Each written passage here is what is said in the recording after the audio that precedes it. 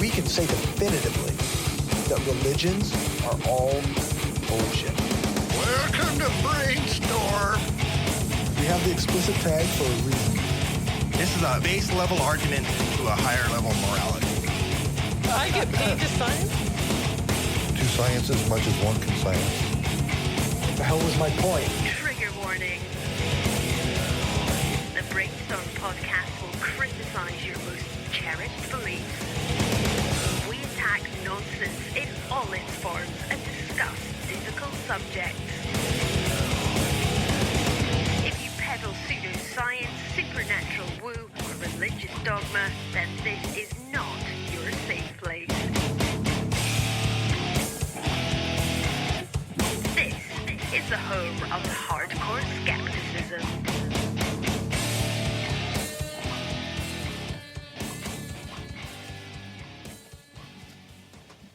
Right on.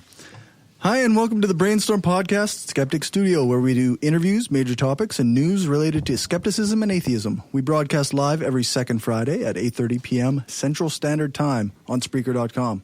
I'm Corey, and my panel tonight are Angela. Hello. And Lisa. I can't match that hello. With the always amazing Dave doing sound. Hooah. We're here in Roman Empire Studios in Regina, Saskatchewan, and today is March 17th, 2017. This week we've got a bit of a team-up episode going. We're joined by the crew from the Wayward Atheists podcast to take a critical look at the Trudeau Liberal government. Thanks for joining us, guys. Word.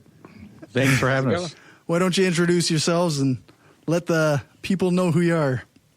Well, I'm Dave, a.k.a. The Great White North. I'm the host of the Wayward Atheist podcast. I've been on the Brainstorm previously. Yep. Last year, I want to say. Yep. Yeah, during the summer.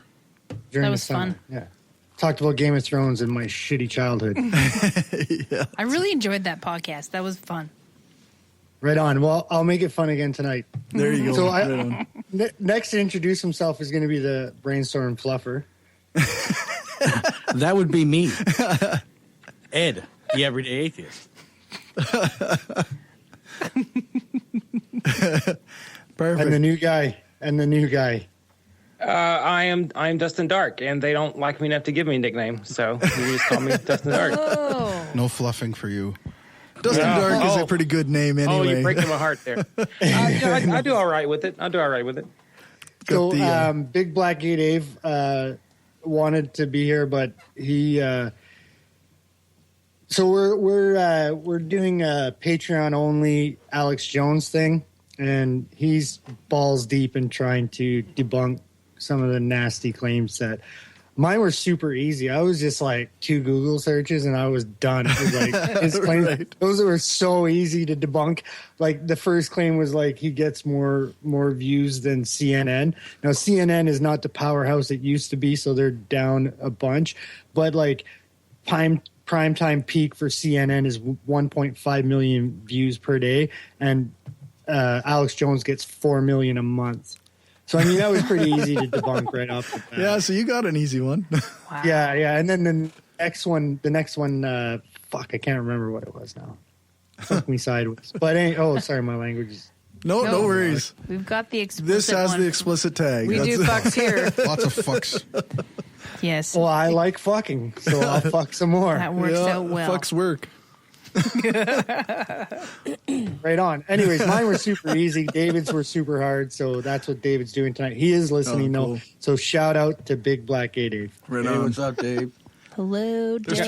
There's three Daves involved tonight. There's him, me, and the other guys. So Yeah. Those are Daves I know. There's multiple Daves. Lots of Daves. These are the Daves I know. Yes. There used to be a Oh, radio I station. remember what it was now. What my second claim was now. He had said that the Russians, the communists, Saudi Arabia, and somebody else had tried to stop Donald Trump from being elected.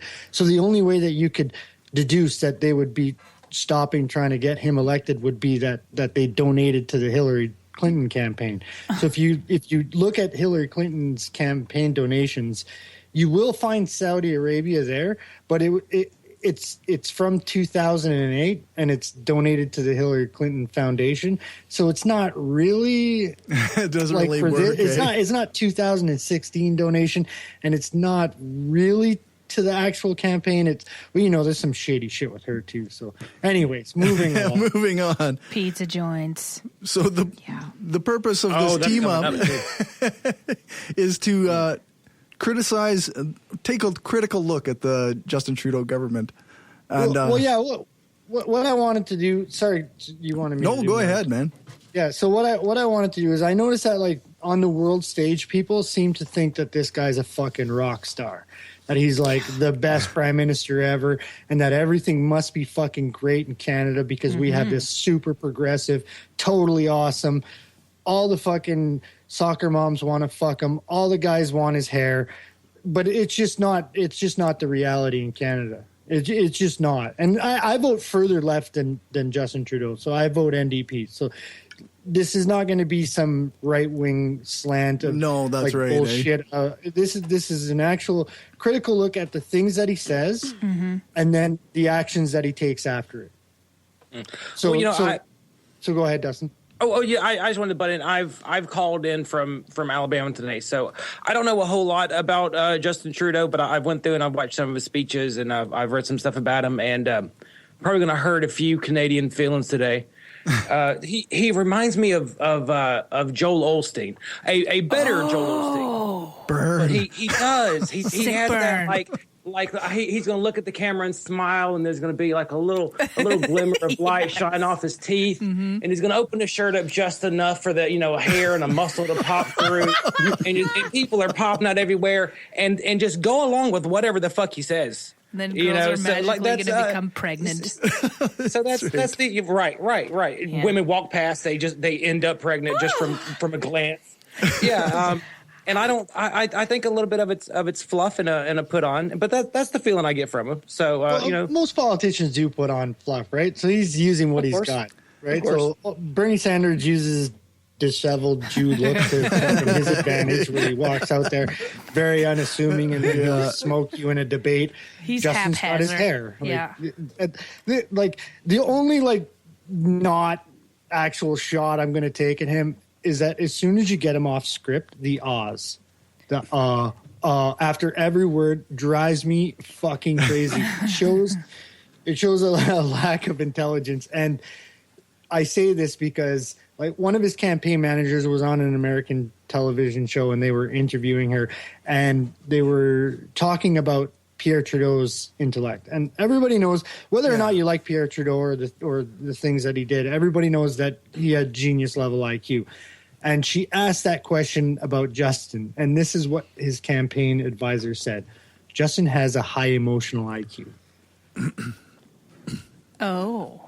But I mean, another way to say that is he has charisma, right? He has that. I mean, he sort of kind of. That's what I said. Yeah. But if you listen to him speak when he goes off script, it's is every second word. That's the only shot I'm going to take at him because it drives me nuts trying to listen to I don't know somebody. if that necessarily reflects on his intelligence. It just means he's shitty at talking that way, guess. and he should be better at it because right. he's a politician. He He really doesn't should be, necessarily. yeah. I know lots of very smart somebody people that came from the drama world, like he was a drama teacher before this. You figure that he would be fucking Improv wasn't his strong suit. I guess not. But he is good at putting on a performance, as we've already pointed out. So I mean, That's right. Yeah, but Calm down, girls. there is a think tank behind there that's writing those Perform. my head is so itchy, Dave. I'm just kidding. Okay, Ed, do you want to say anything?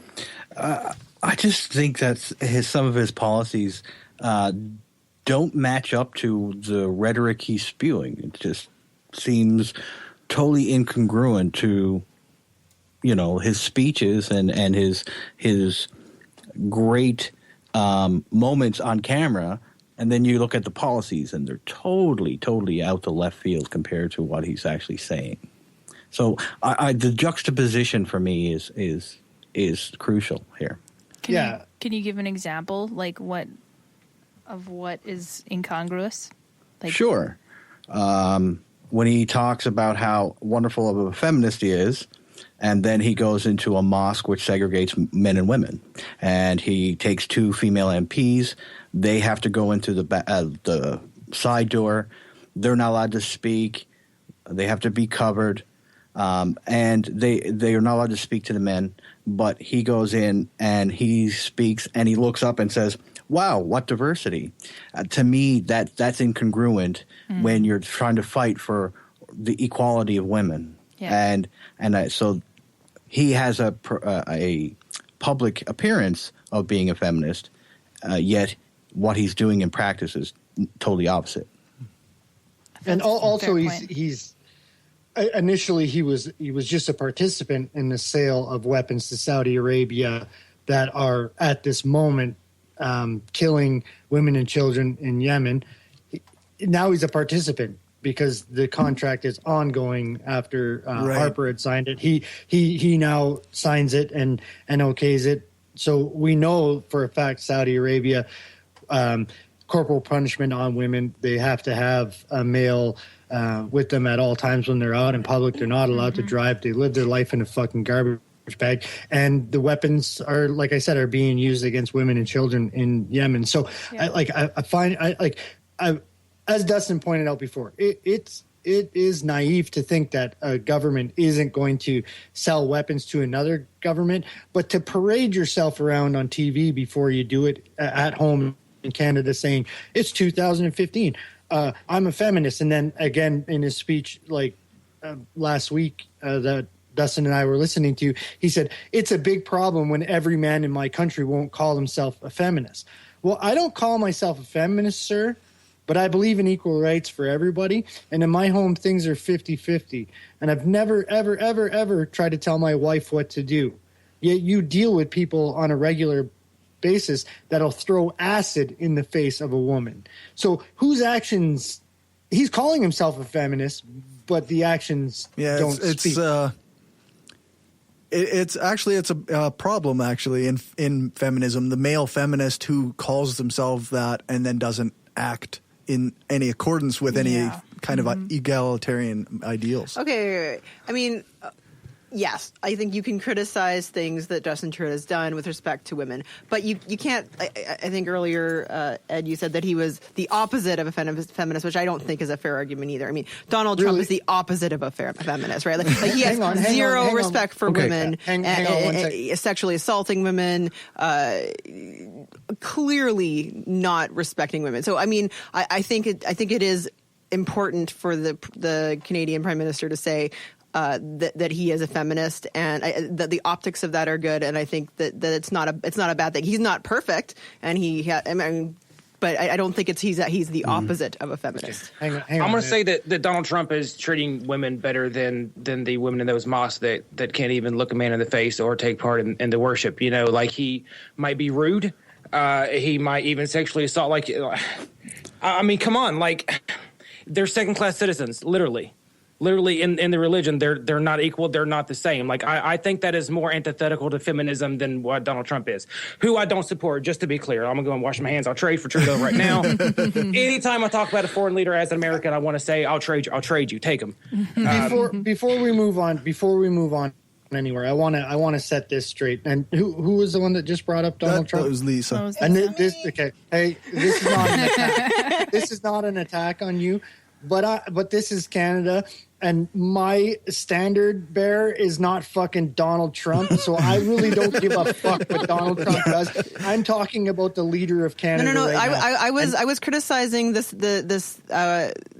position that Justin Trudeau is the opposite of a feminist, because then the example of the opposite would be Donald Trump. Would the opposite very of low a bar? Feminist, Agreed. Would the opposite of a feminist say this? We shouldn't call honor killings barbaric, or would that be something a feminist would say? No, that is not a feminist statement. I agree with you. Okay, so that is something that Justin Trudeau has actually said. Right. So I'm agreeing with you that he's not an ideal feminist. I'm just saying he's not the opposite of a feminist. He said that they're not barbaric. Now, no, he said that we shouldn't call them barbaric. Yeah, which is obviously a very Semantics. problematic Yeah. statement. Okay, so this is not a feminist. So I would say that's the opposite of feminist behavior. And if you're going to say something like that, and then you're going to go out in public and say that you're a feminist and maybe do some other feminist things, I would even bring that into hypocritical territory. And I have to throw this out there too. Like, one of the things that he did when he came into cabinet, into office, was he made the cabinet 50-50. Yes. Now, on the appearance of that, on the face of that, it seems like a great idea. However, what if 50% of the men that qualified for the position, because they were male, they don't have the qualifications to be a cabinet minister, but because there's a quota issue to that, they have to have 50% male. Likewise, what if 100% of the women in the cabinet were qualified, but 50% have to be now take a backbench seat because there is a quota of 50% male? The opposite can be said as well. What if 50% of the women aren't qualified, but 100% of the men are?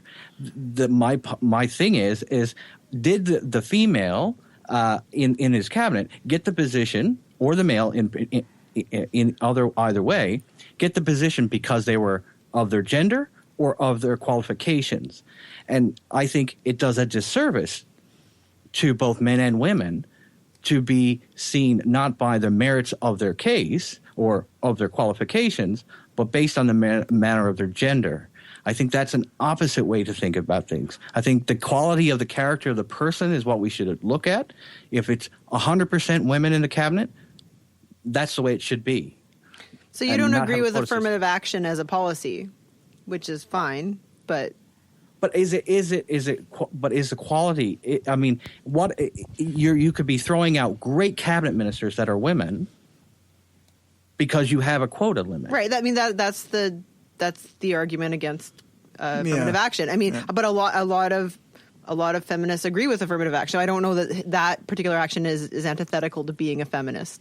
No, but I don't think it's antithetical. I just think it does a great disservice to women. I will say something that is antithetical to it, and I don't know if this is Justin Trudeau's fault or not. But the irony of it is the 50% female cabinets for the first, I think it was 6 months or whatever. But when they were first hired, they were paid as junior MPs instead of full rate. Yeah, that was really they received criticism for that. Yeah, that's true. Yeah, and it took like them receiving criticism of it before it was even changed. Mm-hmm. Right? They didn't just, oh fuck, I fucked up. I'm the prime minister. Here you go. Fucking, we have majority government. Here's full fucking pay. Yeah. No, it took criticism before it was actually changed. Yeah. So basically what we're stating is he claims that he is a feminist, that he is a feminist foremost.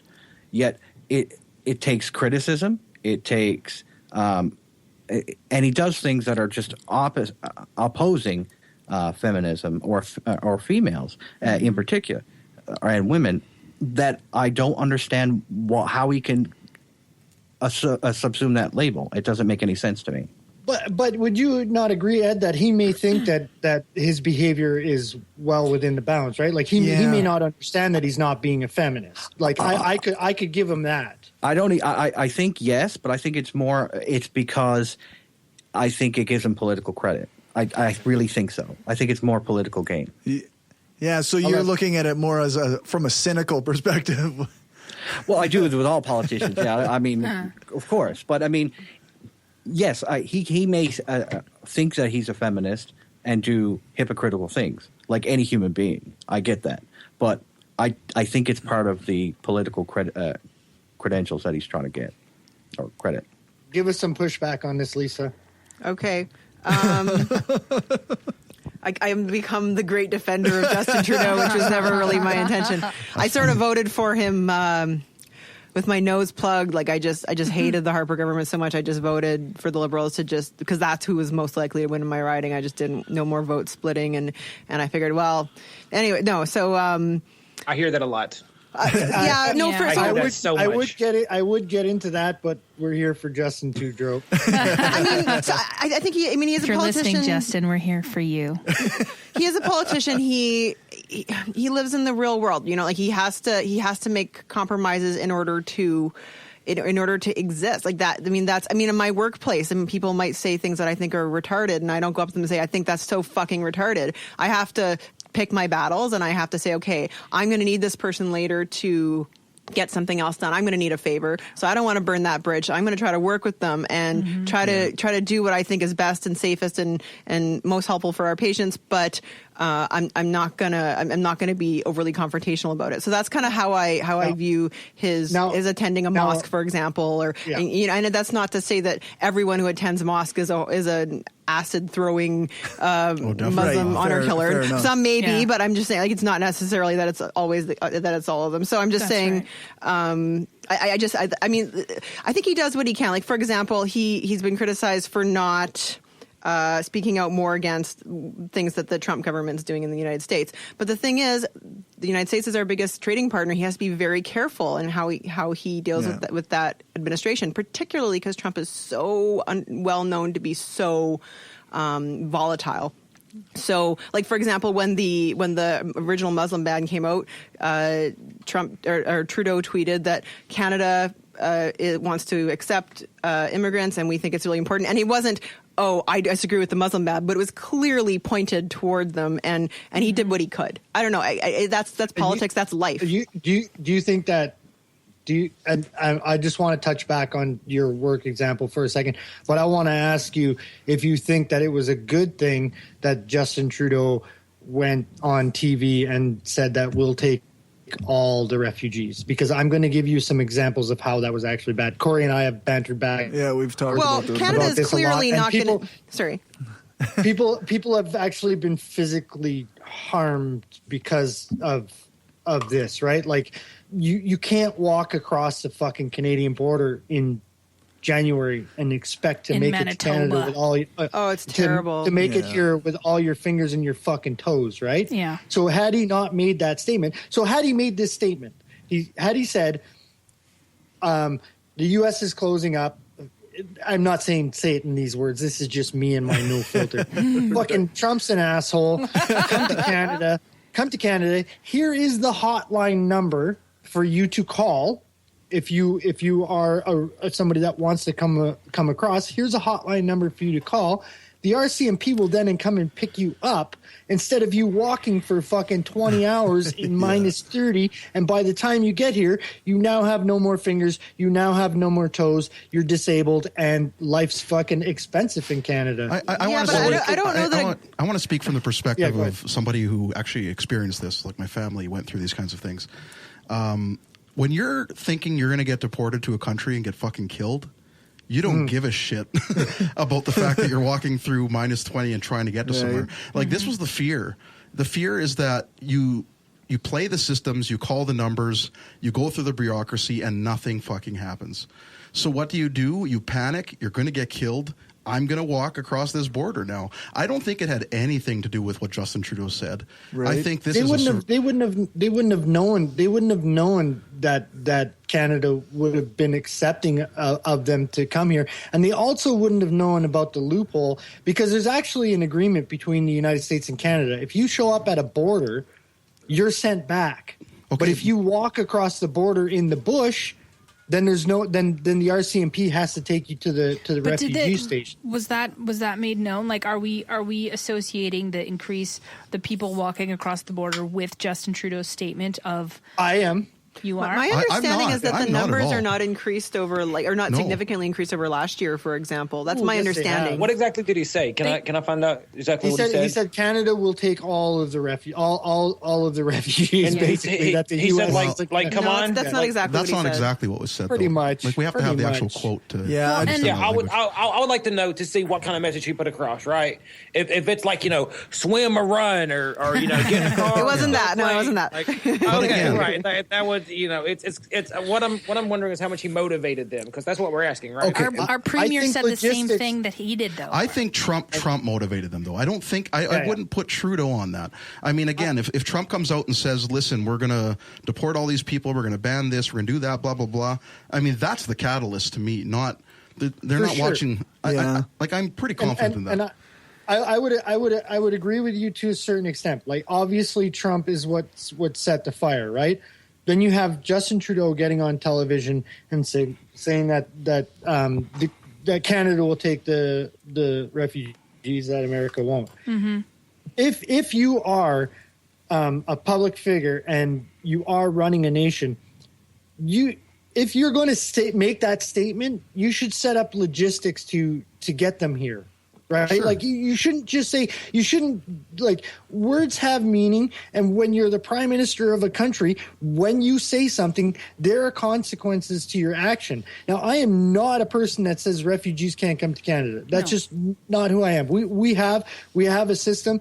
They'll come here. If they were illegal in the U.S. and they don't have a case, they'll be heard and then they'll be sent back. If they do have a case, they'll be heard and they'll become Canadians. And I'm fine with that. My family are immigrants. My wife is brown. It's not like I'm like against them coming here, but I'm against somebody of a political official that's running a country making a statement like, come to Canada, and not actually setting up logistics. I'm against people walking in the dark. Though. But what could they have done, though, really? Like could the RCMP set up a fucking set node, but they could pick them up at the border. Like, the one guy tried to walk to fucking Winnipeg. He got into Canada and walked for fucking 20 hours. That's like he was in Canada and walked for 20 hours. We were talking on Facebook about that, and almost like, even if citizens went down and like set up a system where we pick these people up so that they're not walking in the winter, like. Okay, but here's the thing: these border crossings are illegal. This is not the way the government wants people to get into Canada, right? True. So I don't know that they can. I mean, that they can endorse this, right? Okay, but. Sorry, go ahead. As far as I know, they do. Do they not have a path for being a refugee to Canada? Like, Absolutely. I don't. There is, but. So basically, the way that this works right now, because they're coming from the U.S., what they do is they cross in the wilderness, and then eventually, when they either find an RCMP officer or they find an official, the official places them, like, not under arrest, but places them in custody, and then brings them to immigration, and then they get their refugee hearings. They get processed, and however long that takes. But you say that we're not in favor of this, but and this is kind of anecdotal. No, I'm saying a government can't encourage illegal crossings, is what I'm saying. But I'm saying the RCMP, so there was a case where in crossing in Quebec and New York, there was a family from, I want to say, where was Black Hawk Down again? Somalia.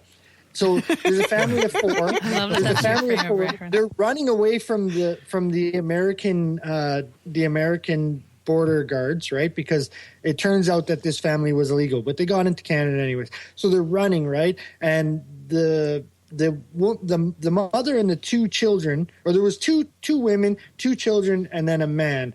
And so they get across, and the RCMP are ripping them up the banks out of the fucking U.S. immigration officer's arms. And then the guy is standing there, and the American had grabbed the passports from him, and he managed to grab the passports from the American immigration official, and the RCMP yanked that guy out of the U.S. and basically threw him into Canada.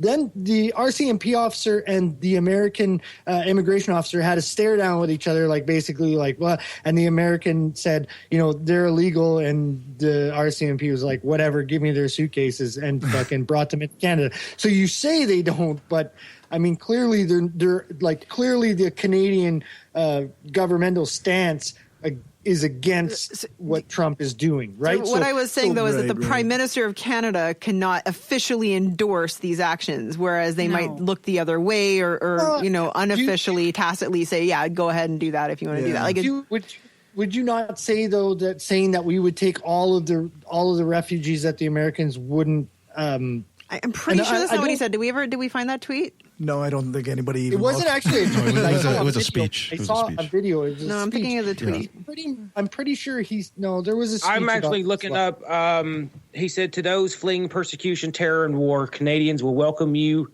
regardless of your faith. Trudeau wrote on Twitter on Saturday, diversity is our strength. Dave and I saw the same. So that's the exact quote. Yeah, so it's not. the speech. It's still vague. It's not. Yeah, it's pretty ambiguous, isn't it? It's very vague. But it's 142 characters, people. Like, how about this, guys? I think everyone here has made fair points. Certainly, Trump started the fire. Trudeau could have been a little more careful. He could have said something along the lines of, hey guys, apply. We'll give you a fair hearing. We're not doing any sweeping bans. This is kind of a international law when it comes down to it. So just apply and stay calm, and we'll get this through. But hindsight is 2020. So yeah, fair enough. So I think everyone here has made fair points, but he's still doing a better job than our guy's doing. But that's not the discussion. But I don't want to compare. I don't want to compare him to Trump. I'm not comparing, but it's. You can't have this conversation about refugees coming into Canada without bringing up Trump because he looked, as we've all because he's fucking everything up. The cat. So kind of fair play. Next, I want to move into. I want to talk about the feminism thing a little bit, and I'm sorry, but I'm a quiet person and I'm a listener, and then at the very end I'll say something. But what I wanted to say about the not associating with people that are initiating acid attacks, etc. I wanted to say that as a politician, further to what Lisa said, there's a level of diplomacy that has to occur when you're the leader of a nation, and you can't come out and be like, whatever, guys, I'm a fucking feminist, and you're a dick face for throwing acid at that girl's face. You can't do that. You have to. No, he should say that to that specific person, but not to the whole group. Absolutely. Hang on. Slow your roll down for a second. I'm talking about selling weapons to somebody, not fucking.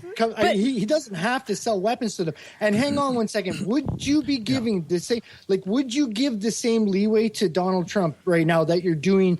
That you're giving to Justin? Would you if Justin didn't talk about grabbing pussies, and Justin didn't talk about, he sold weapons to somebody that grabs pussies? He sold weapons to someone that supports a religion about selling pussies. So up that game. Yeah. And this is the thing. You have to be everybody's friend. And Justin, I don't know if he's doing. Whoa. Hold up. No, you don't. Hold up. So we're willing to be a friend to a country that is willing to put women that confess, go to a police station in the country of Saudi Arabia. They say that they have been raped, and because they've been raped, they get buried to their neck. Yes. And then get stoned. Uh-huh. And we have to be their friend.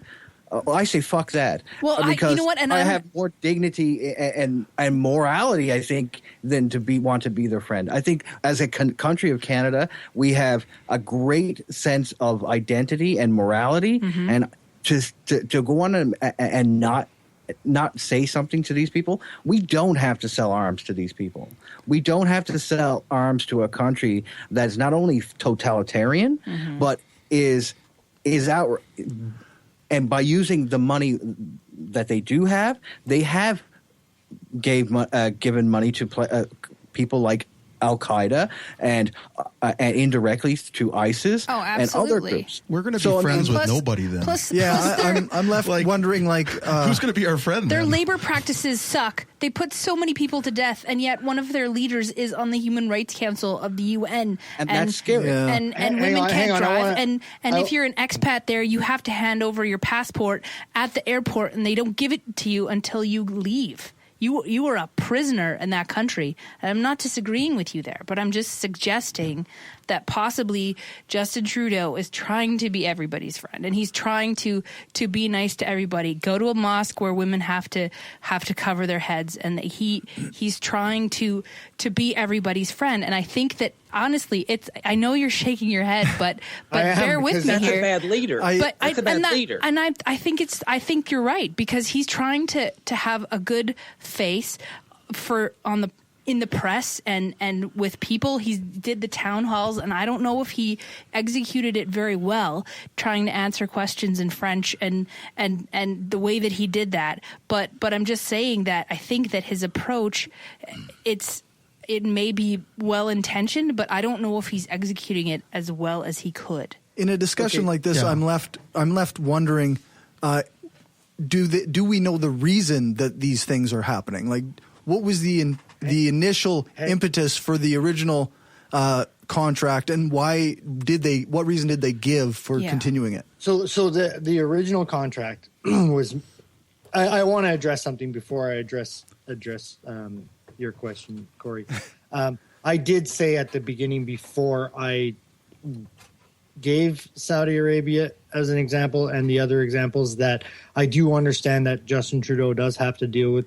He doesn't really have to deal with them. He could, like most other countries should just tell Saudi Arabia to go fuck themselves, but they have a lot of money. They have oil. It's a tough situation. It's a really tough situation. we don't actually need their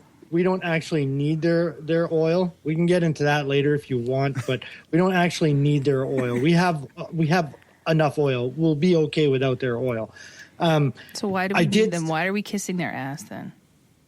Which comes back to my original question. Hang on. Okay. I did originally say that I'm not naive enough to not understand that in politics, people do make deals with people that they don't like, but you don't have to go on television parading yourself as like the great fucking the great feminist and the great progressive, and then do these things. It's hypocritical at its very fucking core, and I'm tired of people that don't live in this country and don't actually follow the news that just think that he's side. like this, just seeing one side, like the American media angle of Justin Trudeau, and they think that he's all fucking great, but in reality, I'm pretty critical of things, so I'm gonna honeymoon's over, and it's time for and so David and Corey said that we would be left with no countries. Come on, man. Comparing Saudi Arabia to I can give you a direct comparison. I can give you a direct fucking comparison with the Americans. Of our allies. You're really going to compare the Americans to Saudi Arabia? Yes, because they murdered my entire fucking country. So I can do that. They came down to Chile. They came down to Chile and supported the entire genocide of people. Like, they do shit like this all the time. And we're going to support them. Did the citizens of the country? Because I more care about what sure, there was cooperation from certain areas from certain right wing radicals in Chile who carried out this stuff from the rich and shit. No, I'm talking about American citizens. I'm talking about does the average American citizen hate fucking Chile? Going to fucking they did. Because they used to. Yes, they used to. They used to call us a bunch of fucking communists. No, they did. They did. Like, our ambassador got murdered in the damn country. Like seriously. Like, for us to sit back and pretend that some of the countries we deal with aren't involved in absolute atrocities, even though they're not the same. America subjugates the entire fucking East through trade and globalization. They enslave people, pay them fucking subservient wages so we can have a bunch of bullshit, which we're all guilty I need of. some examples of this. I need like facts. You can't just throw that the entire East. Well, I'm just saying that. I'm saying that the United States. I'm saying we have a bunch of. Just wait though.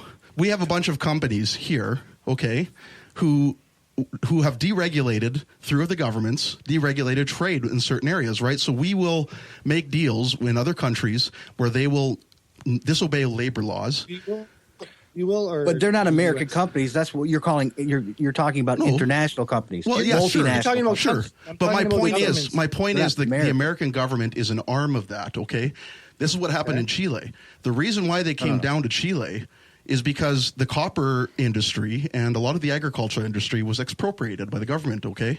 So we had a socialist government. So my dad was actually involved in this. And they came down to the country and they said, no, you kicked our companies out. This is our rightful shit. So we're going to come down and we're going to interfere in this. And we're going to overthrow your government.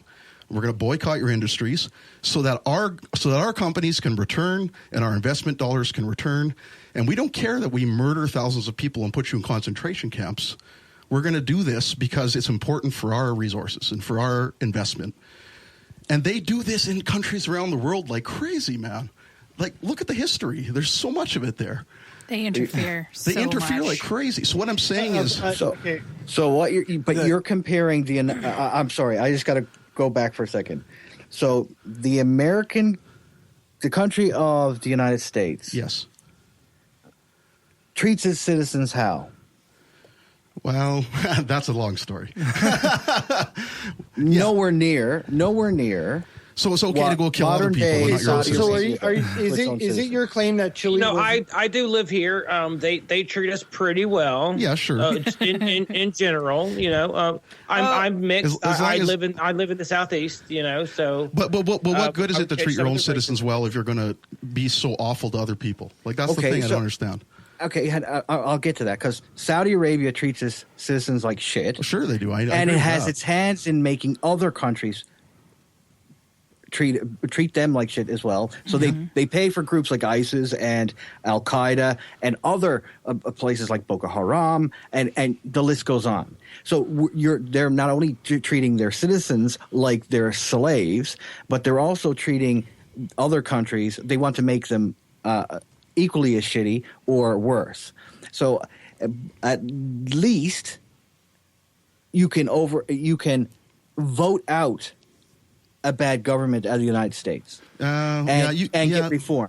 You can to a point, but ultimately there's a lot of other economic forces at play there that you can't vote out. You're talking about multinational companies. Okay, I think what we're talking about here is a question of scale. Okay, I mean, I actually think I'm with Trudeau somehow. Yeah, I'm with our guests on this one. I think that doing deals with the Saudi Arabians is morally questionable at best. Sure. It's a shit thing to do. Okay, like I honestly I can't think of a worse a more valid criticism, I guess, of the Trudeau government than that. I would agree that America has done lots of terrible things internationally and to their own citizens. You guys have really high disparity. You have people going bankrupt from not being able to pay medical bills. You've got poverty unlike anywhere else in developed countries. I mean, you guys got stuff going on down there which. Whatever. And I'm just saying it's not perfect down there either. So, but I think, and a question of scales, I mean, would I rather live in Saudi Arabia or the United States? Well, of course not. I mean, I think the point I'm even making, a poor person in Saudi Arabia versus a poor person in the United States. No way. I want to address something real I just want to say one quick thing, though. The point I'm making is more along the lines of it's not so much that I think that one country is more moral than the other or anything like that. I'm saying in the global scheme of things, there is an element of like partnership you have with other countries that's going to involve certain amounts of shittiness and compromise. But dealing with the Saudi Arabians is extra shitty, is what I'm saying. It's true, and I'm not saying we should be critical. Okay. So you guys are okay with our government compromising itself and our prime minister compromising itself, and I'm not. What I'm saying, I didn't say I was okay with it. I'm not okay with it either, personally. What I'm saying is that there's a certain level that it occurs, and I don't think that you can like equivocally say that one prime minister is completely incongruent because of this one thing they do. Like there's a certain amount of incongruency. I haven't gone through everything yet. So right now we're on feminism, and I don't. And that's what I mean. Sorry. Though. Maybe okay. So maybe call me fucking pedantic, but I don't think you should be calling yourself a feminist when you say that fucking honor killings shouldn't be called barbaric. Yeah, but that's and when you sell I weapons to fucking Saudi Arabia. Okay, sorry, maybe it's just me, but I give a shit who my country deals with, and I do think it's important, and I don't really care if other countries do it, and I don't really care if other leaders do it. I think that the question is whether or not a person without necessarily knowing all the possible variables that go into a decision like this can draw a hard line. I was gonna give the backstory too. Okay, so can I ask you a question, Dave? Yeah. I just about the honor killings statement that Justin made. Yes. Do you think that he's being gentler on honor killings because it has a religious connection. No, I just reread the text. That's not what he's saying. Yeah, it is. And I'll give the full statement. Of course, it's what he's saying. The full statement is this: the old immigration minister was calling these things barbaric, and what Justin Trudeau said is that we shouldn't call them barbaric because we should be more sensitive to the people that are immigrating to this country. Okay, I don't really care about people's sensitivities that don't understand that honor killing is barbaric.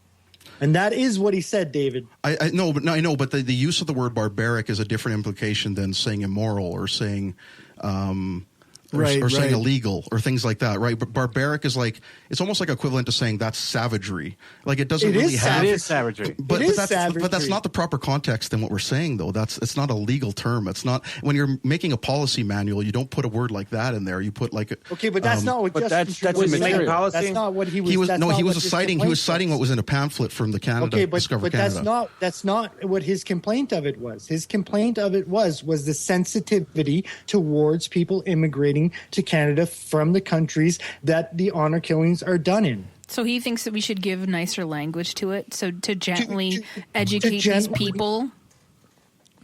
Okay, I'm sorry. Call me crazy, but if you don't understand that killing somebody is because they, kiss the wrong fucking person, or maybe they're attracted to the same sex, is barbaric. If you don't understand that as a human being, then I'm not going to be more sensitive to you. And you guys wouldn't be giving the same leeway to a right wing person that was saying those things. Yeah, so. I think you've hit something on the head here. I think I just crystallize in my brain here. I think you've hit on the thing that most bothers me about Justin Trudeau is his caginess with words and his playing both sides, and his it really feels like you're being played like big time. Yes. Like I know people who felt that. I know people who felt that way with Obama. They felt like they just couldn't get behind him because they just felt like he was being played. But I kind of bought into the whole Obama thing. I really believed in him. Whereas with Trudeau, who's kind of the similar sort of progressive leader, I never bought into it. That's why I never would have voted for that party if it hadn't been for wanting to get the Harper government out so badly. So he just turns me off with his angelic bullshit. Like not calling a spade, not calling honor killing barbaric, and having semantics around there, and it's just bull. Like he may, I'm sure he doesn't agree that honor killing is good, but he won't fucking say it because he's too political, he's too cagey. That's right. That's the thing that bothers me most about him. And I would love a better politician. I'm not going to say that I wouldn't love a better politician. I would. Yeah. But shit like that is what gets people like Trump elected, right? Because Trump, they say, oh, he says it like it is, because it's like refreshing, right? And we can't just have people who are progressive really just say no, honor killing is barbaric, and I'm not going to fucking mince words around that. Yeah, right. Yeah, like that's how that definition happens. You don't have to say that and then say like, we don't want you in our fucking country. No, because that's the far example of what a right person would do. Be like, that's fucking barbaric and fuck you because you're fucking Muslim. No, what we want to say to people. That's fucking wrong, dude. Okay, like you like over there, you guys are doing shit wrong. And if you want to live here, that shit ain't cool, bro. Yeah, to be honest, I don't want people who agree with honor killings to be in my country. Like, if they're willing to say that or they've been convicted of that, no way. I don't want you in my country. I really don't. If you need to sensitize it for them, it's like, no, man, sorry. I would rather give the opportunity to the woman that's single that probably needs to get in this country more than you do, because at least you can work over there where she fucking can't, right? Yeah. You know what I mean? Because the chances of a woman. Okay, so when I first moved to Ottawa from Victoria, BC, and me and my wife is of Sri Lankan heritage. We're sleeping one night and we hear pop, pop, pop. And there's a shopping mall right behind the apartment building we were living in. We thought nothing of it. We were like, somebody's lighting off firecrackers, whatever. Well, it turns out that a Muslim brother had honor killed his sister and her boyfriend, who was a white Canadian non-Muslim, in a car right behind our apartment building. Wow. So I would prefer not to have that shit going on in my country. And if my prime minister can't at least fucking say, like, I'm sorry, that doesn't need to be dumbed down. That literally doesn't need to be dumbed down. At the same time, he did apologize and retract that statement. So I mean, we have to at least after he was told to. Sure, I have a question, guys. But a lot of politicians wouldn't. A lot of Carper wouldn't. Go for it, Ed. No, that's Dustin. That's me. As an outsider, and I'm in a room full of Canadian skeptics, so I feel like this is the right place to like run a meeting like you guys.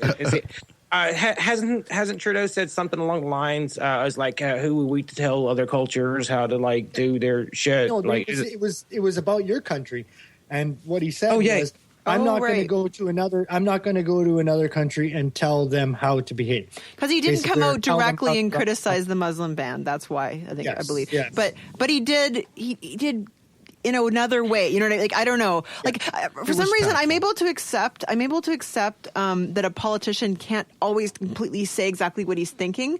But I really hate when they say the opposite of what they should say. Like, if they don't condemn an honor killing as barbaric. So I don't know I don't know why I have this line in my sand. Like, I can accept that you have to be political as a politician, but I can't fucking accept that you have to mince words around something that you shouldn't mince words around. Like everything, it's a matter of scale and gradient. Would you agree that he's most likely mincing those words to get votes?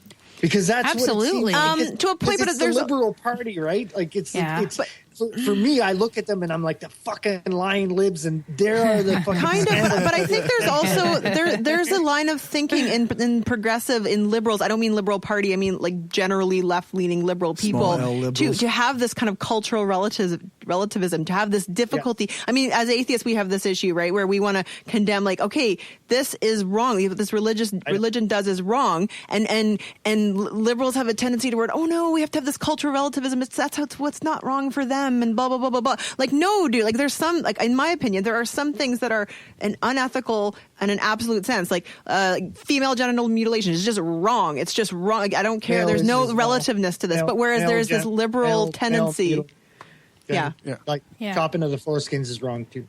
Just so we can throw that out there. No chopping of foreskins. Looks like Ed's got something to say. Yeah, I was just thinking about Women's Day. International Women's Day, yeah. Yeah, International Women's Day, and and Justin Trudeau's speech that day, and how he was so indignant and calling out every person who doesn't support Motion 103 as a bigot, and we'll what was it he said? We will scour you out or find you or whatever. And he said we need to lay open the wounds to the sun. Yeah, and I don't know what that means. Justin said that? Yeah. You have to look it up. It's really Justin? No. And I haven't even told my best story. Continue. Sorry. And I know. And then he goes and talks about how every man should be ashamed if they're not a feminist. Well, I don't use that label because I'm not one for labels. A, but B, I believe in equality for all people. So to me, label is immaterial. We don't need to talk about feminism and how that word is problematic. And I think, whatever. But for someone to say, we can have a podcast about that one day if you want. Yeah, we should. That's a whole other talk. That's a whole other can of worms. But for him to get up and say those type of things as if he has the moral authority and does the shadiest shit behind the scenes, really is really not only hypocritical, but almost I've turned off the switch to Justin now, and I'm almost wishing Harper was back. That's how bad it is. What? And that's how shut your mouth. Oh my god. Oh, I think I'm having a heart attack. And blasphemy. And you have to understand, I can't stand Harper, but I almost would rather him back. There was an honesty about him, right? There was a fuck you, this is what I'm doing, fuck all y'all, whatever. Yeah, like that's I do how respect that. Stephen Herbert. I do. Yeah, but I mean, he was very dictator-like. He's like, yes. fuck science. Science sucks, and at least you knew what he thought. Like, okay, but can I address that real quick? What you just mentioned there, the muzzle order that Harper had on all, and that is not the only way to attack science. FYI, the federal scientists, right? And then so one of Justin Trudeau's campaign promises was that he was going to lift the muzzle order, and that when he took office, he said, "Hey, tell the scientists the muzzle order is lifted." That's true up until a certain point. Yeah, up to a point. He didn't completely up until you get to environmental science, and then the exact same muzzle order that was on during the Harper government is still on our environmental scientists. So And not many people know that. Yeah. Let's be like, I want to take a critical stance here. Like I'm sure that he's I don't like. So I've always been against Justin Trudeau, so I'm a little bit biased, right? So. You are really biased, dude. Come on. No. I'm just stating facts. It's what he says, right? Mm-hmm. So like maybe he means something that he's not saying. Maybe. And then I'm going to be like, fuck you, dude. If he doesn't say it, there's no way to know, hey? Yeah. There's no way to know it, right? Exactly. So, but I just think if you're going to promise to lift the muzzle order off of scientists, and then you say that you've lifted the muzzle order off of scientists, you should probably lift the muzzle order off of all scientists. So somebody like me that is longing for the days of Jack Layton can't fucking say to you, hey, dude, you didn't lift all the fucking muzzle order off the scientists. Yes. And just to be clear, this is a muzzle, like basically a scientist working for the federal government didn't have authorization to talk to the press or to go to conference. Yeah, but so, or to go to conference. No, or they had to have approval to present at conferences. To present but that does not. But that does actually not include most scientists in Canada. That just didn't apply, for example, to scientists at universities, etc. If you're private, the Canadian government doesn't have that kind of authority. Yeah. Okay, I'm just saying. Let's just take a quick minute and a half, 2-minute break. And then we'll come back. When we come back, I'll move into the LGBT stuff. Sounds good. All right, commercial break coming up. Sounds sexy. If you like what we're doing and want to help us keep the lights on, go become a patron at patreon.com/Brainstorm Podcast. You can hear the bonus half hour that we record every episode and get a shout out when you support the show.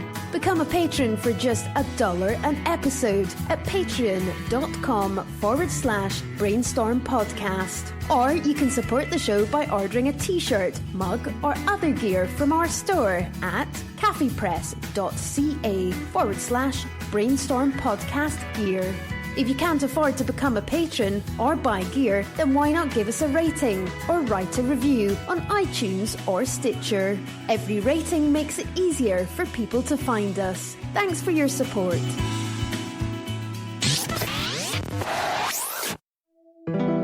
We are given one life, full of billions of small and large decisions. To be somebody, to change, to be kind, to give hope, to become a better person, and to leave a lasting impact on this planet. It is a decision to be made every single day while your heart is still beating. We've made our decision. Absence of Clothing, atheist and science-based apparel and merchandise, donating 50% of our profits to charity. Look good and feel good, without God. Check us out at absenceofclothing.com and find us on Facebook, Twitter, Instagram, and Pinterest for discount codes and other sweet swag. Use the code BRAINSTORM at absenceofclothing.com and get 10% off. Hey y'all, this is Tucker from the Atheist in the Trailer Park podcast. And I might live in a beer can, but I ain't no inbred redneck. And if you listen to my podcast, I'm gonna learn you something. And no, I ain't talking about how to marry your cousin and not have kids with 16 fingers and stuff like that. I mean, I actually talk about real stuff and teach people where the Bible stole its stories from. So y'all give me a listen, would you? Thank you. And we're back. Woo! As a resident of Alabama, I find that commercial to be highly offensive. No stereotype whatsoever How there. dare you insult my 16-digited cousins? You son of a bitch. Dustin, the state government of Alabama just okayed religions to have police. Hold on. For fuck's sakes. They gave a particular church that has a school and everything the right to hire police officers, right? That's the Briarwood. My school used to play that school in football. And my school is so shitty, to give everyone a background. Who cares? We didn't have enough people to play 11-man football, right? We played 8-man ball. you lose a couple of receivers and you drop it down because we only had about maybe 13 people on the whole team. Don't you always have to have an even number of balls? Like if you're going to have men, I'm just saying, like, how could 11 balls work? Well, what happened No, if 8 one of them man had balls. If Tom Green was playing, then fucking That's right. the number of gentlemen on the field. Yeah, you're the cancer person Not here. the Come number on. of testicles on the field. Easy mistake to make there. I got you. Okay, I want to. I was just counting testicles. Yeah, I want to preface this by saying that I have no problem with saying that inside of Canada, Justin Trudeau would fight for LGBT rights, and that he inside of Canada is for LGBT rights, and tries to do the right thing for people. I think anybody that takes a look at it inside of Canada would agree, right? Okay. Yeah. Oh, for sure. Okay. Yeah. I'm buying what you're selling. Yeah. But I find it highly problematic, the letter that he wrote, or the eulogy that he wrote for Vidal Castro. Here. Eulogy that he wrote for Vidal Castro. And I'm going to give a couple of examples from the Castro regime that is not very friendly to LGBT. So right in LGBTQ, sorry. I don't know the other ones, but LGBTQIA. Okay, What's IA? Plus. Intersex and artificial intelligence. Asexual. Artificial intelligence. I was told that the Q was the catch-all. Oh, is that right? That's what my sister's a lesbian. She explained to me who identify as queer. Well, but like she doesn't spend enough time on Tumblr to understand. She's just a lesbian. What are you going to do with her? Everybody's non-binary now. Right. She's like way lesbian. behind. I take her as my authority, but she's the first in the LGBTQI LMNOP. Anyway, sorry. I'm like, I like lesbians. Anyways, you like my sister.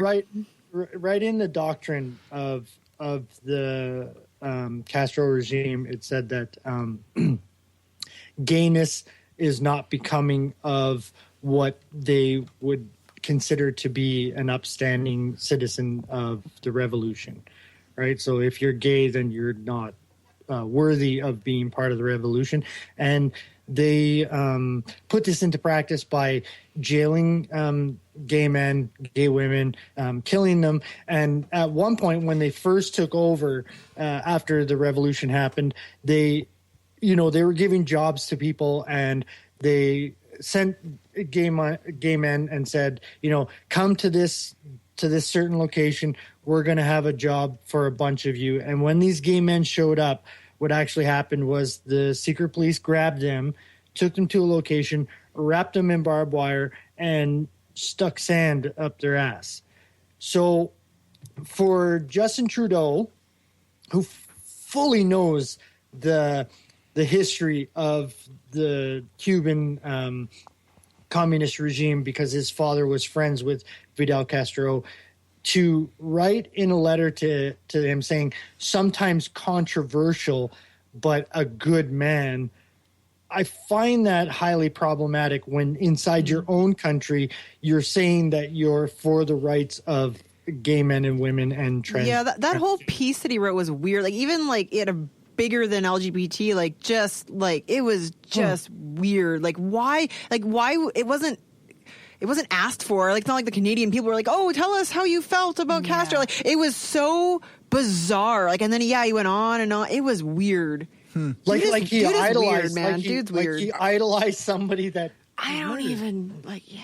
Like, and Castro, that's not even the Castro's and all sorts of shitty things. So like, I want to be fair. That was a while ago. I was doing some research into Cuba today and like the LGBT community and the Black community, and things are better. But I have this Fusion article. I give you the link if we need to put you guys show notes or something. But there's a very compelling story about some Cuban government agents beating up a gay man, bashing him in the head with a rock, and kidnapping him, and taking a list of other gay people in the community. Yeah, they robbed him to take that. it makes the claim that even today in Cuba that there are many hotels and restaurants that Black Cubans are not welcome to enter. So I find that a very strong, like very odd country to and leader and regime to write a love letter to. Once again, as an outsider. So weird. I thought that was Can I touch on strange. that article real quick, Corey? Yeah, go ahead. Basically, what the writer of the article was trying to explain was that Fidel Castro's daughter had received a bunch of praise for her stance on LGBTQIA.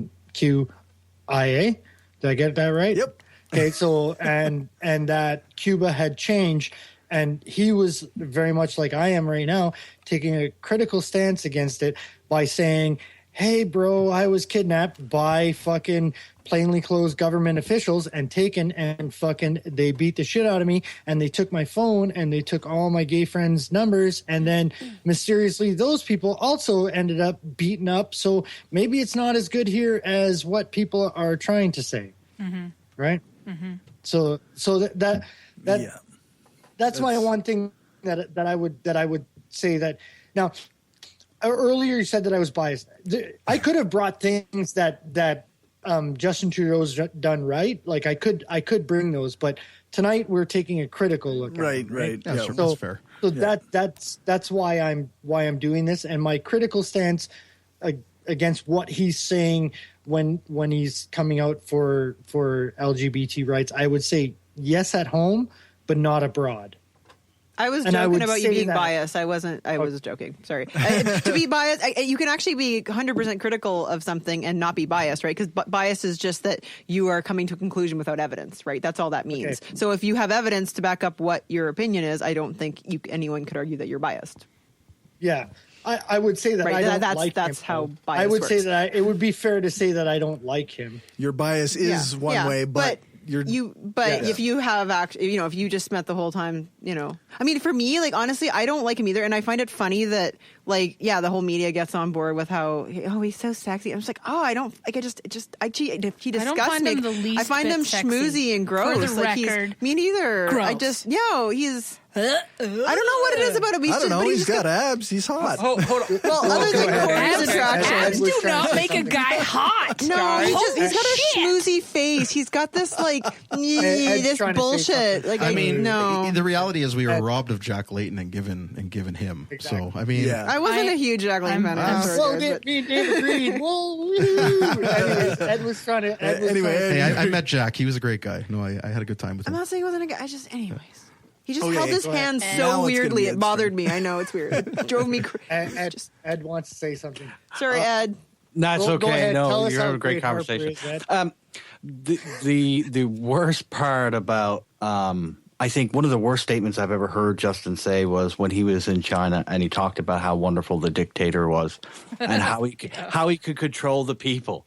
I was about to bring that up, and I can give the exact quote if yeah, go ahead, give the exact. So he wasn't in China; he was in Canada. No, but he wasn't African. And the press asked him, "What country do you admire most?" And he said, "I admire China for their basic dictatorship. It turned their economy around on a dime." Now he took a lot of fucking heat for that because of the human rights violation that goes on in China, and also what democratic fucking leader says they respect fucking idiot. basic dictatorship? That's just a stupid thing to say. Do you think he has a communist country at that? It is mind blowing the stupidity that comes out of his mouth, right? Do you think he really thinks about? Do you think he's thoughtful about those things, or do you? No, I think he's clearly thought about that. Like that is really like you would have to have. That's a gaffe, man. That's like him revealing. No, but you would have to have sat down and thought, which country, like which leaders, like who's doing things right. You know what I mean? No, maybe he's like, who do I suck up to, right? Like, who's gonna? Who is doing things right? So, off of what Ed just said about China, I want to step away from kind of like the social justice issues of Justin Trudeau, and I want to kind of step into selling our security. And maybe selling Western security at that. Okay, but before you continue there, can I just make sure that we make space for the whole democratic reform, first past the post thing? We got to make space for that. Okay, make sure we have time, because that's the big thing to me. Anyway, continue. We're not running out of time, are we, guys? We're going to say 25 minutes. Okay. In 10 minutes, we better get to this shit. Holy shit, 25 minutes left? I have an anecdote. You have an anecdote? Oh, fuck. Okay, real quick now. I just want to remind everyone. Hold on. I compare Justin Trudeau to who again at the beginning of this? Joel Osteen. Joel Osteen. How does that sound now? Ting. I don't even know who that is. Am I not cool? He's like a preacher with a mega church, and he's prosperity. Okay, I don't know. So he's well known for his big shiny teeth. I'm the worst atheist. Okay, check this out. Okay, so the future of military weapons is laser and fucking heat guided to you can bounce it off of a fucking satellite and then it fucks up an area way over there. Okay. So right now as it stands, like that's the consensus of what future military is laser and heat guided weaponry. As it stands right now, Canada is the world leader. So there's a company in Quebec that is the world leader in this. A Chinese company tried to buy some communications weapon thing a long time ago in Canada when Harper was still in government, and CSIS caught wind of it, and they went to Trudeau and they said, "Hey, you cannot let this sale happen because they're going to understand our the way that the NATO countries communicate with each other." And Harper put into action a policy that would make it so that a country that wasn't like the U.S. or Britain, they would have to meet certain security qualifications before this technology could be sold to them. So come this company that's really advanced in lasers in Quebec, a Chinese company tried to buy it while Harper was still in charge. CSIS took a look at it. CSIS went to Harper and they said, "Hey, you cannot fucking allow this sale to happen. They're going to have an advantage over the Western world if they do that." And make no mistake about it, China's not an ally like the other countries are. I have two questions. Did CSIS say fucking? You can't fucking do they say that? Of course. And the other question is the company called Le Laser? No, it's ITF Technologies. Well, that's fucking lame. They totally dropped the ball on that one. Idiot. Laser beams. IT fucking Technologies. Maudit lasers. That's what it should be called anyway. Yeah. Oh, the French listeners are going nuts. Lasers calientes de bin. Sorry. 5 minutes for sticking, then you feel shame. We're just derailing you because Gumby would have done the same. My family's French Canadian, so I can do this. Can I get through this? We have 25 minutes. Fuck no. Anyway, flash forward. Okay, Harper says no to the sale because CSIS says fucking it's a security risk, so he's like, no, fuck that. Flash forward to Trudeau being in charge. He's now setting it up so that China can actually buy this technology from the company. And the fact that the law states that CSIS has to take a look at it, and CSIS has already taken a look at it and said no to this sale, shows that like the reason why they're taking another look at it is because Trudeau was swayed by a foreign government. Okay. Yeah, that seems quite problematic, actually.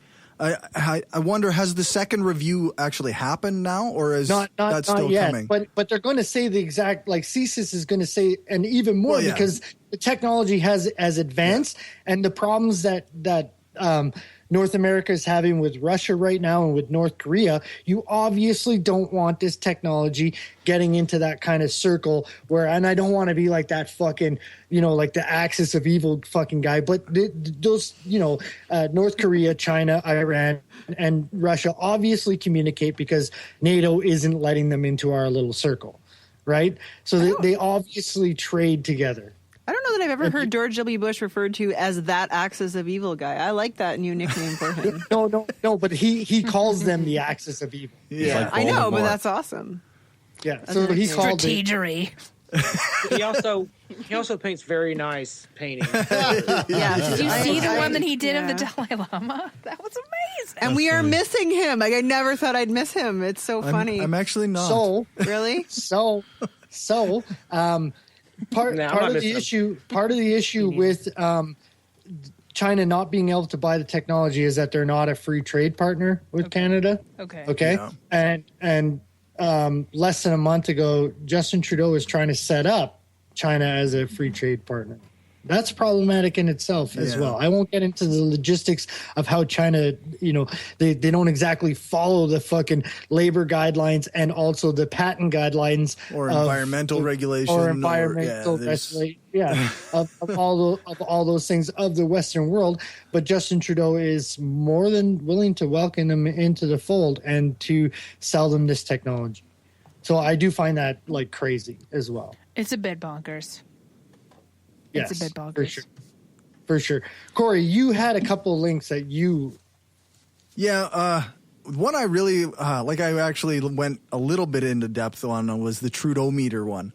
Because it measured all his promises and what he's given. Yeah, the one I sent you, yeah. Yeah, like... The website, yeah. Yeah, and it's pretty good. Like, actually, comparing him, he's done about... He had 223 promises, and he's achieved, 39% are not started, 28% are in progress, 19 are achieved, and 13 are broken after 498 days. So comparing that to the Harper government, Harper government actually made 140 promises. And I mean, as even ignoring the ideology of it, like we obviously might disagree with the promises they make, but he made promises and then he kept them. Yes. Where the Liberals and Justin Trudeau made promises and they aren't keeping them. Of course, and I'm just going to say this one thing, and then we can get into it. But they're the lying libs. They run from the left. So what they do is during the campaign trail, they run from the left, and they're like, "Oh, we're going to do all this shit. It's going to be fucking awesome." Yeah. They lie about it. They don't do it. But the policies that they actually do implement are center right. Yeah. Yeah, it's been a criticism of them since that's what they are. Forever. Forever. Jen, Paul Martin. That is why I call them the lying libs. Yeah. And with the broken promises, I think like the two biggest that stick out, and I'm not going to say the marijuana is broken yet, but let's see is like it's supposed to be like now, like spring. He said it was going to be unveiled. No, it's supposed to be on April 20th to be on 420. Was it not? That was the thing. They've announced the summer now for. The summer. You know what? Potheads are always late. What are you going to do? Yeah, exactly. The pass the poll. Yeah, that was an improv. Okay. She should have never promised that one. This is where I fell out of love, right? Because I was like, okay, yeah, for the reasons you stated, I've never been a big fan of liberals. They've always been way too centrist and right for me. But of course, like I was done with Harper, and so I was like, whatever we got to do. But this is the argument everyone made, is that just Lisa, vote for what. Can I jump in, Lisa? We have an American. Can we explain? Oh, it's kind of like your electoral college issue, okay? Like, so we have a parliament. Okay. I'm American. I'm not special ed, guys. I'm like, okay. Jesus Christ. Well, yeah, you're just uneducated. No. But you don't know what a. Okay, you don't know the subtleties. But maybe I for any of our, sometimes we mix up the two. Okay, but maybe some of our listeners may not. But just very, very simply, we have a parliament, right? And not really. We don't really mix up the two. And you have the country is divided into every different seats in parliament, and we have basically 4 political parties, and the party that has the most seats is the government in power, and the leader of that party is the prime minister. So we don't have a separate executive, right? So. But what we have similar issue to the electoral college, where in a given riding or what you guys would call a district, if somebody gets the most of the majority of the, not even the majority of the votes, sorry, the most votes, whoever gets the most votes wins the entire riding. So let's say the Liberals got 40% and the Conservatives got 30%, and then the rest of it was divided amongst a few other candidates, then that would mean that the Liberal candidate got the seat, even though they only got 40% of the vote in that riding, and it all goes to them. So what happens overall is you get a situation, we get this all the time, where you get, like, for example, the Liberals, I think, got 39% of the popular vote in the last election, but they actually have a majority in Parliament, meaning they have more than 50% of the seats, and they can push through whatever they want. Because unlike in the States, we're very strict with, or the parties tend to be very strict on how they allow people to vote. You can't. The Liberals all vote one way, and the NDP all vote one way. Like there's no very rarely seesawing around. Like yeah. So unlike where a Democrat can vote one way or another. Anyways, so all the political parties except the Conservatives said, we will institute electoral reform. So the argument was that, okay, whatever riding you live in, if you hate the Harper government, just vote for whoever is projected to win. Like, if you're a staunch Liberal, but the NDP is projected to win in your riding, fuck that, vote NDP. We got to stop splitting the votes on the left. We got to get Harper government out, which is what we did. And I plugged my nose and I voted Liberal. I'm almost like a single issue voter here. And I was just like, if he breaks this shit, I remember reading an article, I think by Neil MacDonald in the CBC, like 2 days after the election, talking about how unlikely Trudeau was to actually follow that promise, right? Because of course it's to his disadvantage to do that, right? Once you're in power, it doesn't make sense. But really difficult. I was like, no, I'm gonna, but as soon as he reneged on that, I was like, I am never fucking voting for you fuckers again. Like, we're gonna get another Harper because of this shit, because like they're gonna split because we have like 3 left-wing parties and 1 right-wing party. We're idiots. Anyways, one party that pretends to be left and goes center. Anyways, long and short of it is, I'm so fucking mad, and it is like I am a single issue on this thing, and I'm so that's how he got elected. I mean, the newscasters that night when he won, they're like, oh wow, the Liberals really came back. The Canadian people have spoken. Like, no, we just said we fucking hate Harper so fucking much. We will do anything, and we will, and so many people like.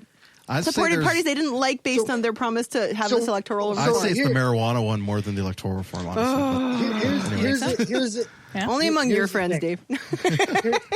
Here's the thing. Stats. 39% of the vote gets you 100% of the power. And that's the issue, right? Yeah, that's the issue. Yep. Yeah. Like the problem is that US, Canada, Britain, all these places, so you have a prime minister or a president. That person takes a little bit more power.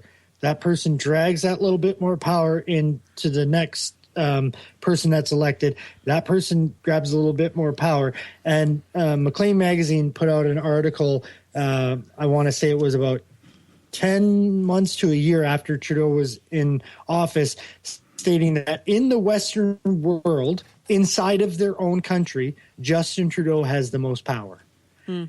Are you fucking insane to think that he's actually going to give up that power? You have to be insane. There's no way he's going to give up that power. And for him, I know he did. This is what have I been trying to explain to you? And he batted his eyelashes. I've been trying to fucking explain this to you all night. That he is not a man. That like what he says doesn't He's a really. charlatan. Okay, but is that Trudeau? Charlatan. But I don't think that's Trudeau personally. I think that's our system of government. And once a party is successful, they're not going to give up on that shit. Come on, it was up to him. He's the leader. That really gives them an excuse to do anything too with that kind of logic. Like, that's what the parties have to do. Like, you have to hold them accountable. So here's the thing. I'll be holding them accountable. He said, no matter what, 2015 will be the last time Canada has a pass. I do remember that. Voting. Okay? No matter what. Yeah. Come, flash forward. Now he's saying that nobody can come to a consensus, where the NDP and the Conservative Party come forward after he said that and said, no, we did come to a consensus of what we wanted to do. The election was a fucking consensus. Yeah.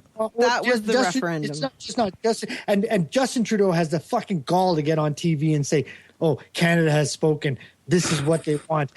No, I this will isn't never what we forgive him for bullshitting like that. You want that, Justin? You want that, you son of a Dave, bitch? will you like snap Ralph Goodale with a towel for me next time you see him in the locker room? Like, that would be just for because that's who I fucking voted for. Just so I can. I hate the fucking liberal. And Ralph is worth voting. I don't for. give a fuck. Ralph, but he Ralph is working for. You can tell him it's for Justin. You can tell him to pass it on. Okay, I could do that. It's from me to Ralph as a voter to him to his boss. Please, just for context for them, I get to hang out with politicians all the time. So. Naked and ashamed.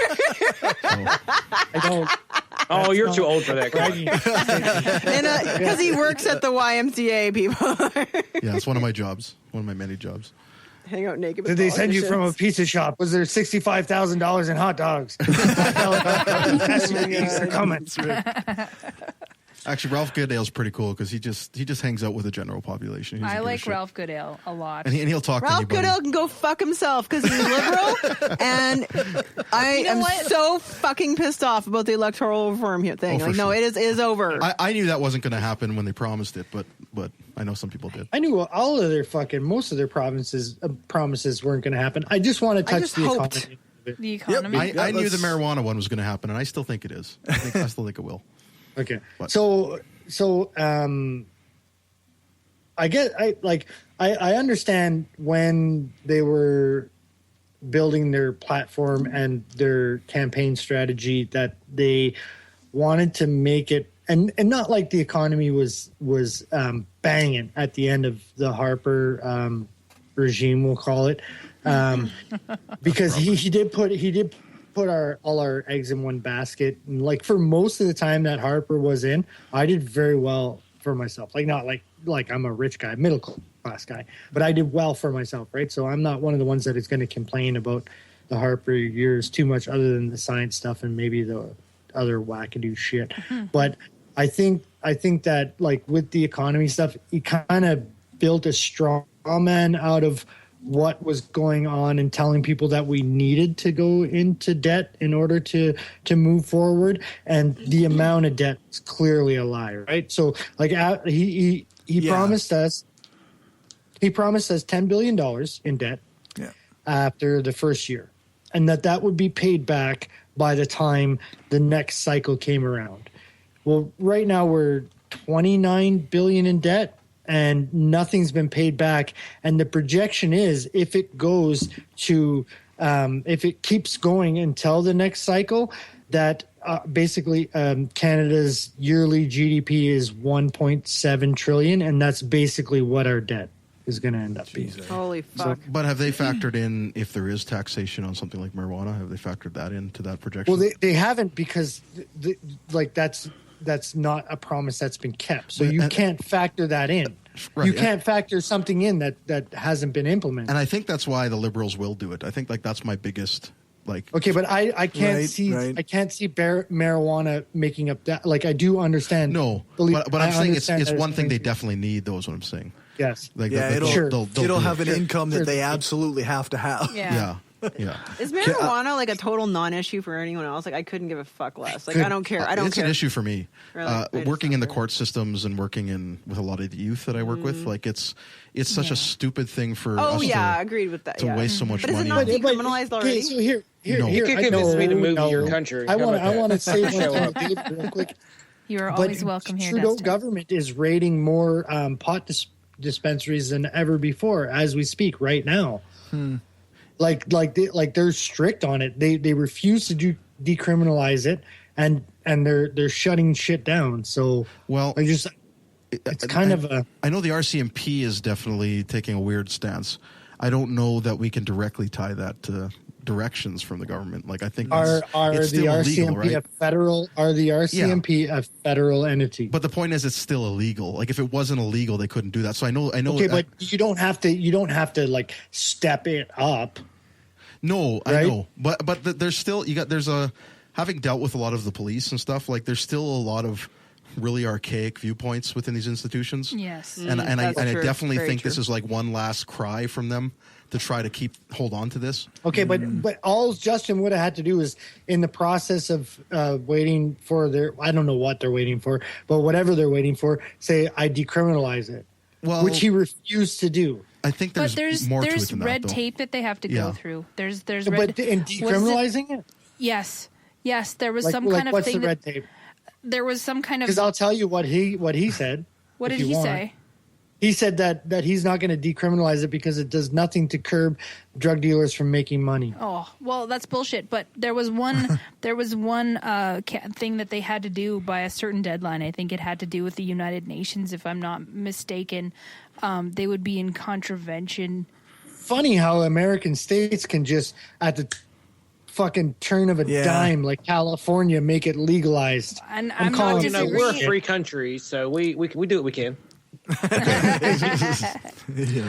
I have one more stab at Justin Trudeau, and YouTuber. But he's bleeding so bad already. He's going to be crying when he listens to this podcast because he's one of the 200, you know. I'll show it to him when I meet him. I'll show it to him. Okay, thanks, man. Thanks, this should slice his jugular.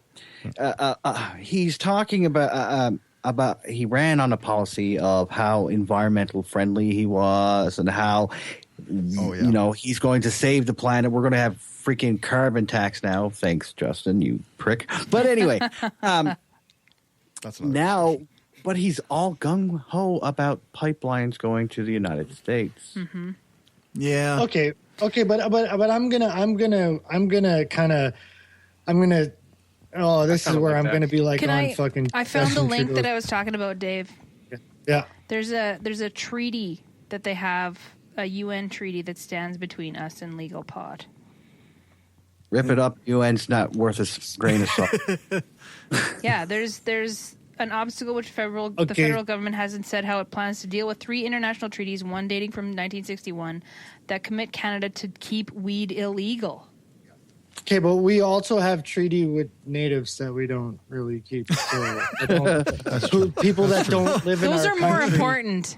Those are Like, more important, I think, those treaties. What's your argument that we don't keep treaties, that therefore we don't keep this treaty Exactly. either? Yeah, exactly. Like, Wouldn't a better argument be let's keep all our treaties? If we're not going to keep treaties with our own fucking brothers, why the fuck would we keep treaties with somebody that has fucking the head of their fucking human rights commission is Saudi Arabia? Yes. As soon as the UN did that, I was like, piss on the UN. Fuck them. And that's one of the options. They could ignore the issue and legalize pot anyway. Yeah, I think that's what they'll have exactly. That's like, fuck, who cares? Because you know the international law is actually just a suggestion. Like, I'm not joking. Like, it's not. That's not binding There's anyway. no enforcement agency. I also want to add that their inaction is something I will say for sure. I mean, I agree with that. Yeah.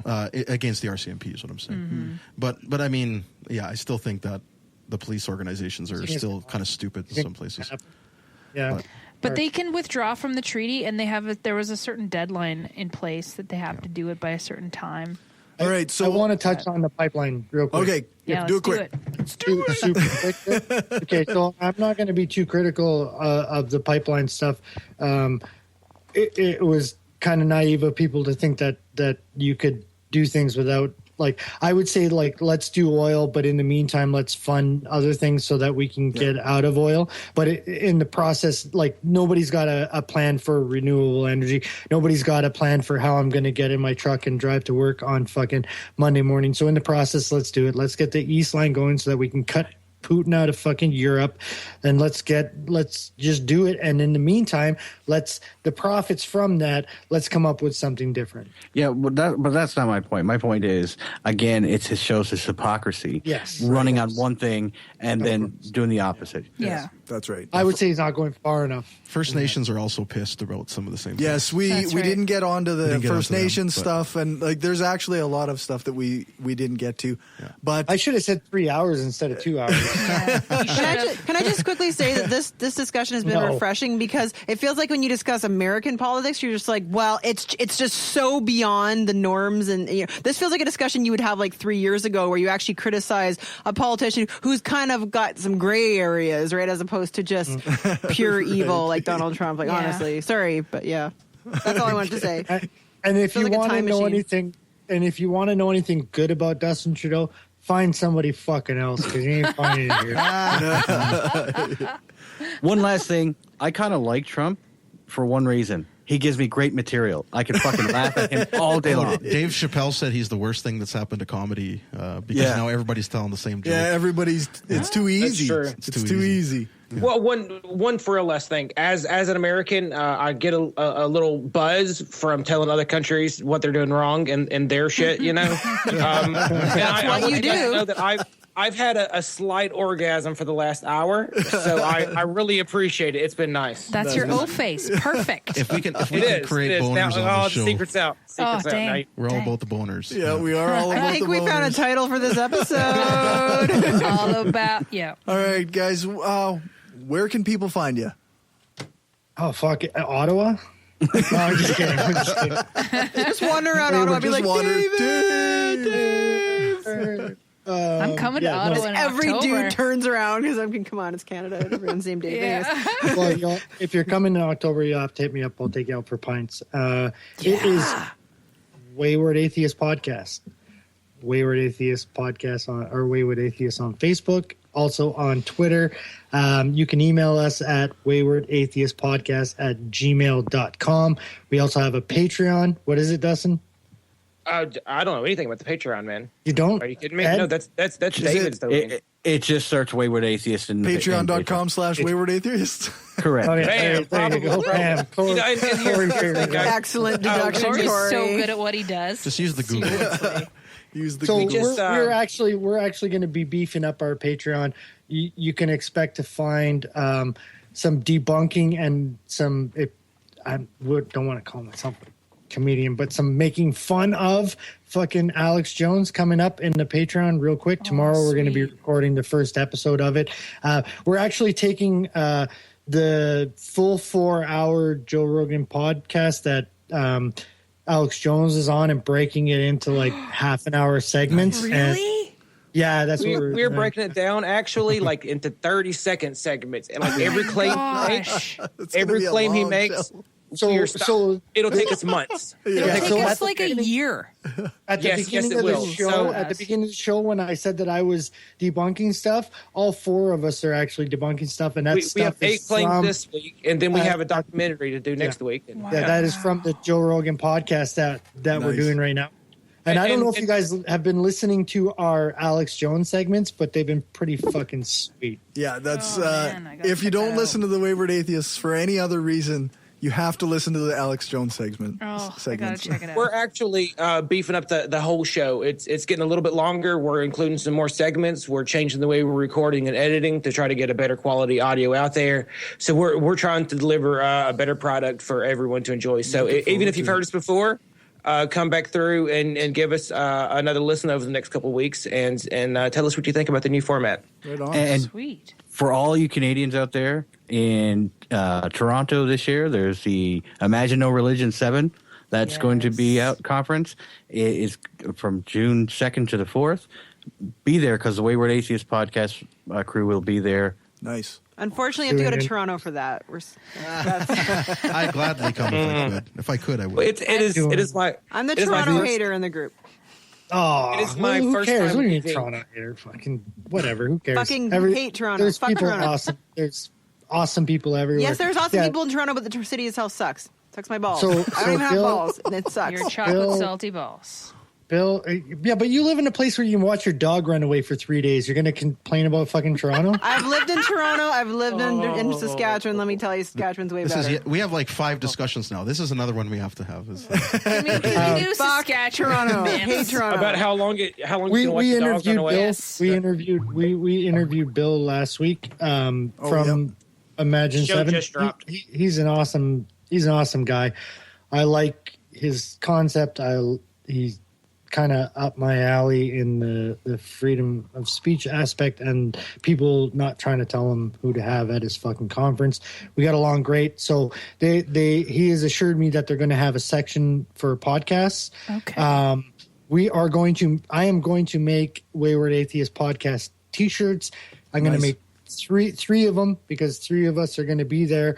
So if you see somebody wearing an Wayward Atheist Wayward podcast Atheists. Yes. T-shirt, come up to us. We'll interview you. Sweet. Just tap any one of us on the shoulder. And We would love to talk to anyone. Shoulders that's only, people. No, you can tap my dick. If you can tap it anywhere you would like to. I'm not one of those like, fucking. You're not no. snobby about it. Yeah, okay. If you touch my dick, Don't I'll touch probably my be your penis. friend. No. If you touch my penis, I'll probably be your friend. Grab him by the dick instead of by the pussy. Girl or guy, doesn't matter. Angela, can you grab the mouse there, and we're gonna say goodbye. Thanks for joining us, guys. Thank you so much, guys. That was a lot of fun. Having us. Thank you for having us. Great, guys. Click. And we're going to go to a music break. Did you just say click? Click. For live listeners and patrons, you can enjoy the next few minutes, and then we'll be back. For regular feed subscribers, this is where we'll end the Skeptic Studio. Make sure to check out our website, brainstormblog.net, for show notes, upcoming interviews, and all the ways to support the show. If you have comments, criticism, or praise, then you can check out our contact page or email us at mail@brainstormblog.net.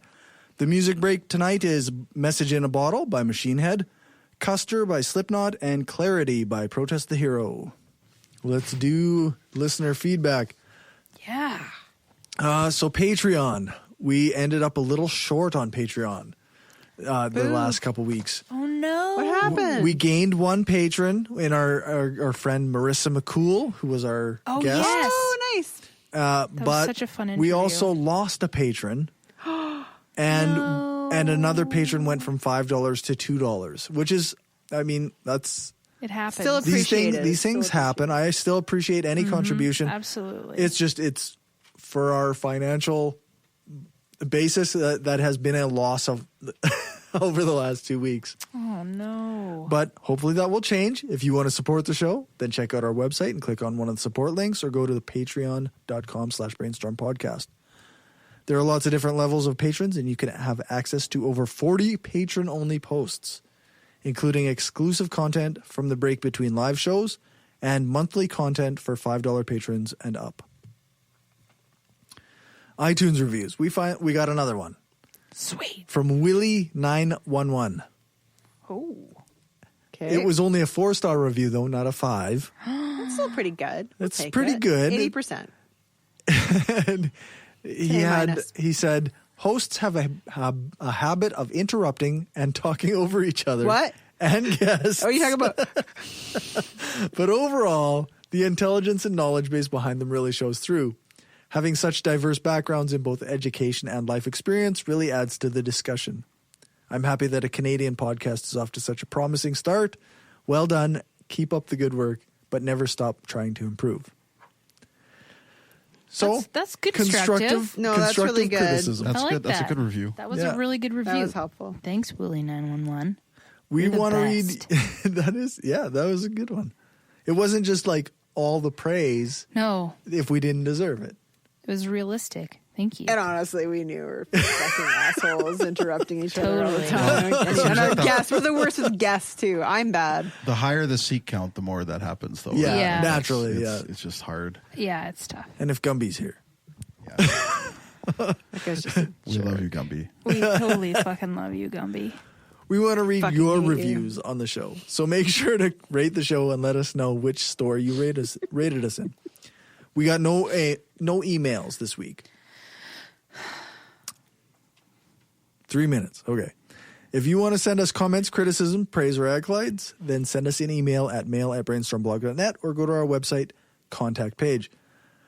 Appearances. I was on the Secular Yakking and Left at the Valley, and those both are out. Me, Gumby, Renee, and Leo were all on, and Dave, we're all on the Skeptics Brew Pub. That's out on YouTube and as a podcast. And I'm going to be on the Utah Outcasts on March 18th. And I'm in the process of talking to Uber 47 about getting us all as a group on the Secular Barbershop. Nice. wicked. So, let's see. Geez, 3 minutes. I don't know. I got plug your stuff. Does anybody who's here have more new projects or anything? Dave? Oh, there was one. Angela? I'm not cool. I don't have anything. You don't have anything? Check out Sirocco Winds of Resistance, new documentary. exposing Potash Corp's relationship to the Moroccan occupation of the Western Sahara. There you go. There, that's it. Cool. Nice. Are you involved with that, Dave? Yeah, I was the audio person for that. Oh, great. Cool. That's really cool. Very cool. You're all smart and shit. I got a new sweater project. It's gorgeous. I'm literally knitting a sweater right now. It's a thing of beauty. Thank you. What are you working on, Angel? I got fucking nothing. I'm just doing the same. Okay. Well, I'm working on a new project I'm calling The Hardcore Skeptic Examines, where I do a deep dive on specific topics, including research and interviews. And I'm going to edit it together into a long type of documentary type podcast. 2 minutes. Yeah, that's cool. I'm excited to see that come to fruition. Destin and I are also starting a new project called the Positively Skeptical Podcast, which is about learning and examining things in that way instead of just making fun of shit. Okay. All right, let's hit that outro music before we run out of time. And that's the end of the episode. Thanks for listening. Check out the show notes on our website, brainstormblog.net. I'm a bit behind, but I'm slowly working at getting things caught up. You can get tons of patron-exclusive content by becoming a patron. We do bonus content after every show. I do personal thoughts and content in between live episodes, and I'm working on more exclusive content for people who are $5 patrons. You can join our patrons Will, Lisa, Rob, Aaron, Nathan, Daryl, Marissa, Brother Brewer, Janet, and Stephanie, and the newly renamed Positively Skeptical Podcast by becoming a patron at patreon.com/brainstormpodcast. Make sure to join us every second week when we broadcast live on Spreaker.com/user/brainstormpodcast. Our next guests are the science enthusiasts, Natalie and Dan. You can check their stuff out at scienceenthusiastpodcast.com. Thanks to the crew from the Wayward Atheists for joining us tonight. You can find their stuff at Spreaker.com/user/waywardatheists. Thanks to Dave for our intro music. Thanks to Alex Capper-Murdoch for doing the voiceover and for the intro and for some of our ads. And thanks to Jason Cabot for our outro music. You can find his stuff at aloststateofmind.com. Make sure to check out his newest album, Some Version. Sorry, folks, we ran out of time there. Just to finish the outro, make sure to check out Jason's newest album, Some Version of the Meaning of Life. All music is played either with permission or under the SOCAN license to play. For more information on SOCAN, you can check out the music license info on our website, brainstormblog.net. You can get cool Brainstorm gear at cafepress.ca/brainstormpodcastgear. Thanks again for listening, and remember, the truth matters.